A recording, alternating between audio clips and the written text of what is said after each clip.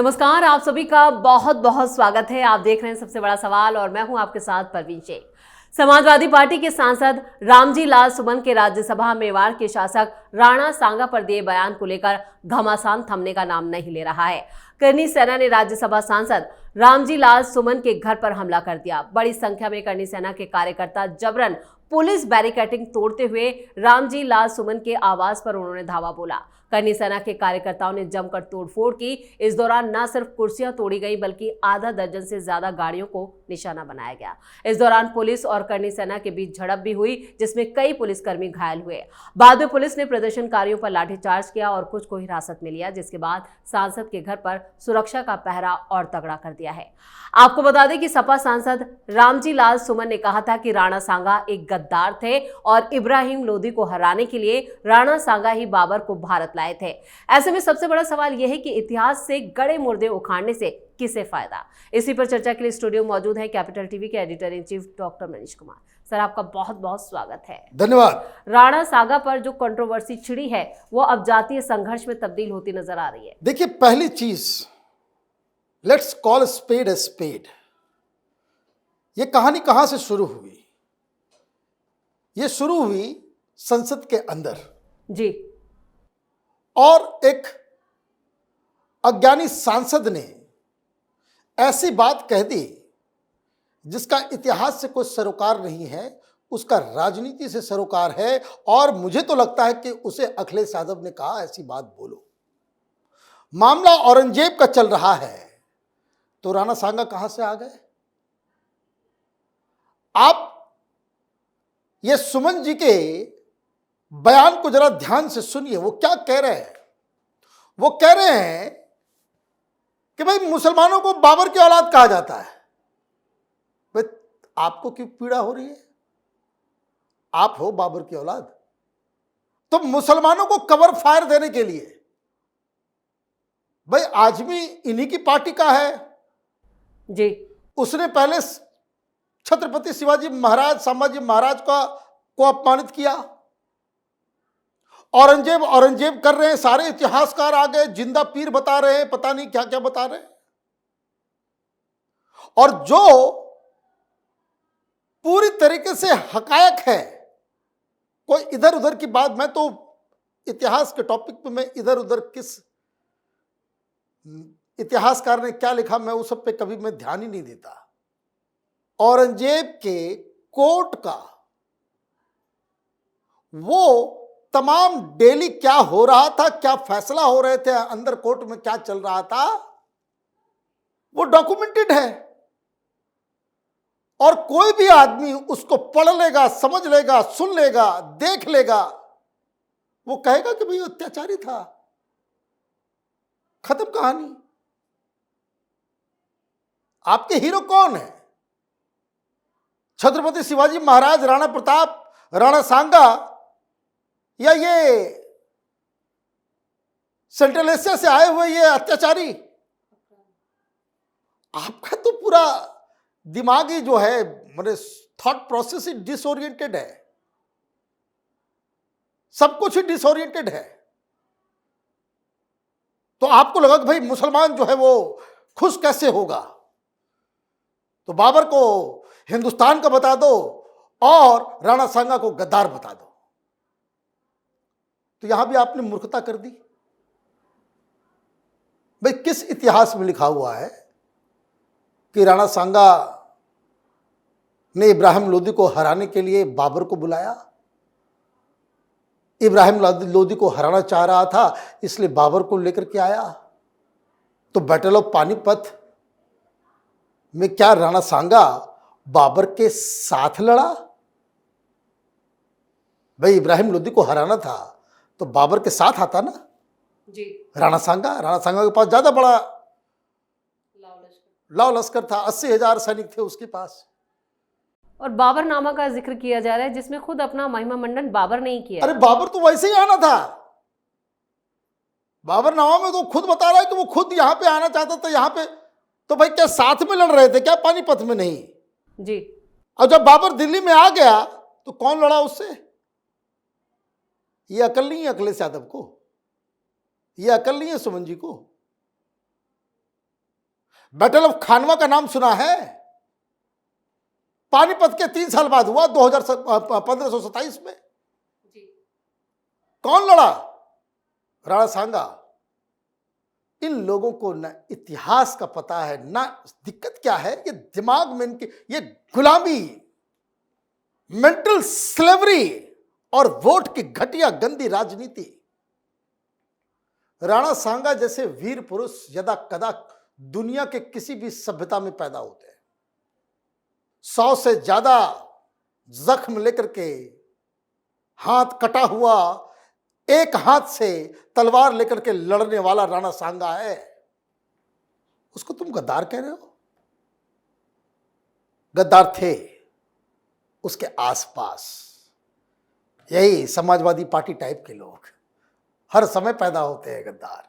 यही हिंदुस्तान की जो है त्रासदी है कि हर हीरो को गिराने के लिए यहां हिंदू ही पैदा हुआ, जहर देकर के मारा गया। बैटल ऑफ खानवा वो हार गए, क्यों? क्योंकि कुछ लोगों ने, जिसके साथ वो लेकर के चल रहे थे, उन्होंने गद्दारी की, लेकिन वो हार नहीं माने। वो वापस मेवाड़ गए और फिर से वो रीग्रुप कर रहे थे। तब किसी ने जहर दे दिया कि इस तरह के सूरवीर को बैटलफील्ड में तो तुम हरा नहीं सकते, साजिश से ही मार सकते हो। तो एक तो आपने गलत इतिहास बताया,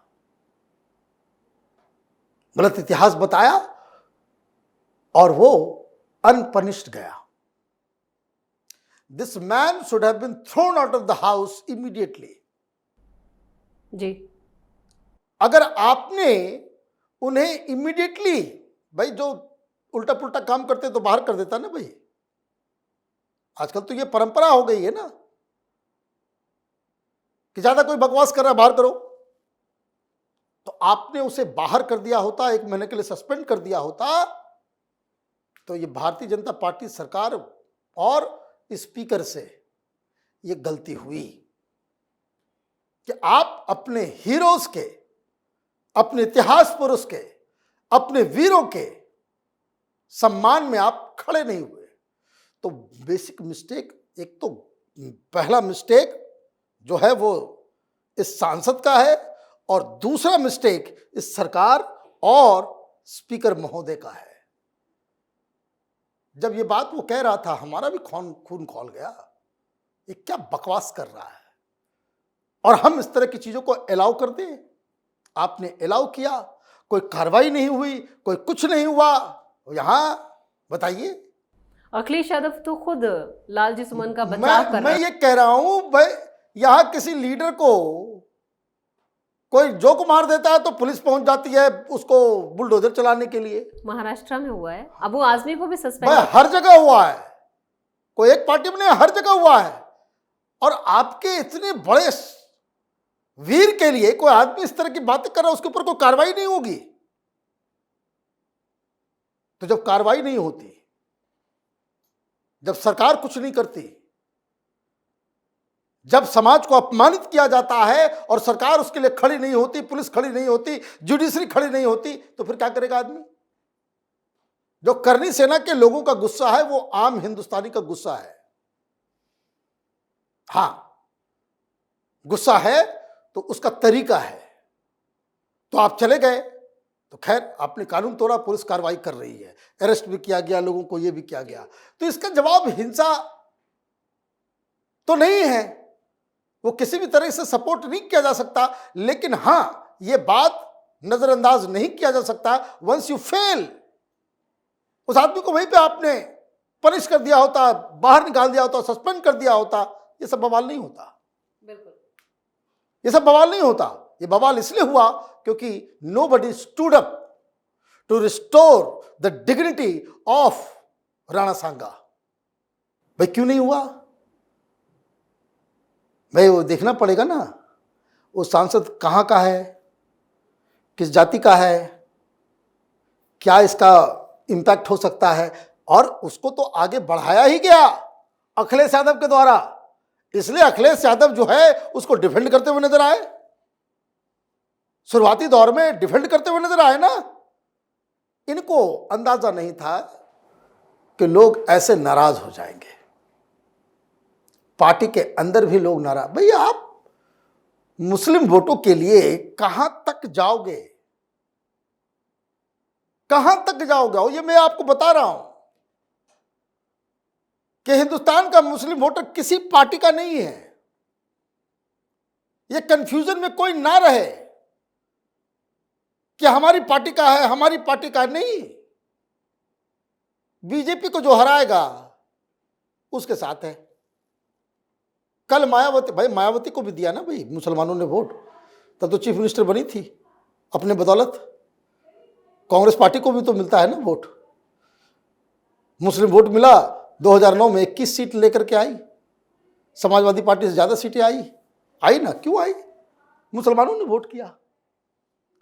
तो जिस जगह पे मुसलमान है और उसको यह लगता है कि ये उम्मीदवार जिताएगा, ये हराएगा बीजेपी को, वो उसका है। और इसी की लड़ाई है, इसी की लड़ाई है। आप आंख बंद करके सही गलत को जो है आपने उसको परखना छोड़ दिया। भाई आजमी के खिलाफ आपने कोई कार्रवाई क्यों नहीं की? आजमी के खिलाफ कार्रवाई क्यों नहीं किया आपने? क्योंकि महाराष्ट्र का मामला है, मराठा का मामला है। यूपी में दिक्कत नहीं है। यहां मालूम चला तो राजपूत किंग है, ये तो बड़ी दिक्कत हो जाएगी। तो अभी देखिए सुर बदल गए, सुर बदल गए। क्या आपका इंटेंशन था? आपका इंटेंशन ये था, ये look at the dark side of this politics, कि आपने एक दलित लीडर को खड़ा किया, हिंदू लीडर को खड़ा किया। वो मुसलमान आदमी बोला उधर छत्रपति शिवाजी महाराज के बारे में, छत्रपति संभाजी महाराज के बारे में, तो वो उतना हिट नहीं हुआ, मन नहीं भरा अखिलेश यादव का। भाई अगर इस तरह की बातें आजमी ने कही तो उसको फौरन डांट देना था जी। आपने उसको डिफेंड करना चालू कर दिया। तो फिर आपने फिर यहां कहा कि भाई चलो और थर्मामीटर लगाते हैं। भाई आरजेडी वाले क्यों नहीं आ रहे हैं सामने? राणा सांगा को बोलो गद्दार, हिम्मत है तो। क्यों? बहुत सारे राजपूत उधर पार्टी में है, वो पार्टी टूट जाएगी उधर। भाई नेता है ना, आपको समाज में जाकर के ही वोट लेना है। आप किस मुंह से घर पे जाओगे? किस मुंह से अपने समाज में जाओगे? तो ये जो हुआ है, ये भारत के सूरवीरों को अपमानित करने का एक नया प्रचलन इंडी गठबंधन की पार्टियों से शुरू हुआ है। इट स्टार्टेड विथ डीएमके, फिर उसके बाद आरजेडी। भाई डीएमके ने क्या कहा? भाई ये जो है सनातन जो है डेंगू वायरस है ना, हैजा है, तो ये बीमारी है, वो बीमारी, इसको एलिमिनेट करना है। फिर उसके बाद आरजेडी आ गई, वो कहे रामचरितमानस को पन्ने फाड़ के जला दो उसका, रामचंद्र जी कुछ नहीं है। यही सब कर रहे थे ना। ये क्यों? कि ये बताने के लिए देखो हम सेकुलर हैं। सेकुलरिज्म का हिंदुस्तान में परिभाषा यही हो गया है कि हमारी संस्कृति, इतिहास, सबको जो है गंदी गंदी गालियां दो और सेकुलर बनो। तो राणा सांगा का ये जो एपिसोड है, ये जो हिंसा आज भड़की है, वो इसके लिए सारे लोग उधर जिम्मेदार जो पार्लियामेंट में बैठे हुए हैं, इन लोगों को ये अंदाजा नहीं था कि ये बवाल इतना बड़ा हो जाएगा। तो भाई किस बात के लीडर हो? क्या तुम्हारी जिम्मेदारी है? तो ये बहुत ही शर्मनाक चीजें हुई हैं। राणा सांगा ऐसे योद्धा जिस पे हिंदुस्तान में हर व्यक्ति को गर्व होना चाहिए, चाहे वो किसी धर्म का हो। तो ये मुझे लग रहा है कि इस पे जो है राजनीति करके अखिलेश यादव ने अपने ही पैर पे कुल्हाड़ी मारी है। चलिए, इस तमाम जानकारी के लिए और सटीक विश्लेषण के लिए आपका बहुत बहुत धन्यवाद। धन्यवाद। राणा सांगा, जिनकी वीरता की कहानी आप में से बहुत से लोग बचपन से ही किताबों में और वैसे भी सुनते आए होंगे। इतिहास के छात्र तो विस्तार से वाकिफ होंगे। भारत में सभी लोग राणा सांगा की कहानियों से रूबरू हैं। राणा सांगा वीरता की मिसाल थे। बाबर को हराने वाले वही थे। बावजूद इसके देश की सियासत में सांगा के नाम पर संग्राम है। सियासत हिलोरे मार रही है। बाबर औरंगजेब से निकलकर बात राणा सांगा की विश्वसनीयता तक पर पहुंच गई है, जिससे सपा की जमकर फजीयत हो रही है। और इस वक्त सबसे ज्यादा सवालों में अगर कोई है तो वो नेता अखिलेश यादव है। इस खास शो में इतना ही। वीडियो कैसा लगा कमेंट करके अपनी राय जरूर दें। वीडियो को लाइक करें, शेयर करें और कैपिटल टीवी को सब्सक्राइब जरूर करें।